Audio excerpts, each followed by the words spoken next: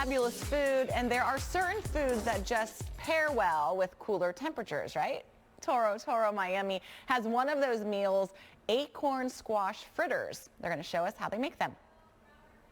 Hello everyone, my name is Jean Delgado. I'm the executive chef here at Toro here at the Intercontinental in Miami, and today I'll be showing you an acorn squash fritter with tossed with a little Parmigiano, rosemary, and finished with ají amarillo aioli. Alright guys, so we're gonna roast the acorn squash at 350 for 45 minutes, and then after that you want to make sure it's soft right here, okay, correct?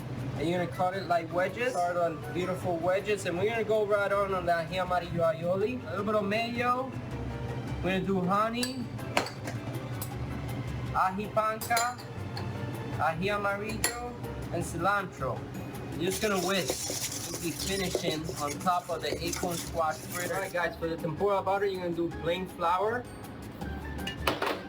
cornstarch, sugar, salt. You're gonna whisk that, and the best part comes right here, beer. You wanna pour and whisk, and also soda water. At home, you see that? That's the consistency that you want. Alright guys, after you cut it like wedges, pour batter is ready.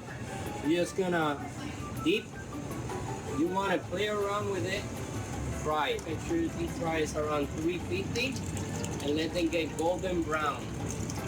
Once they're out, we're gonna toss with rosemary and Parmigiano. Right when they come out of the fry, I want you to toss a lot of Parmigiano, rosemary. You're gonna toss them. Yeah. Parmigiano, definitely more rosemary.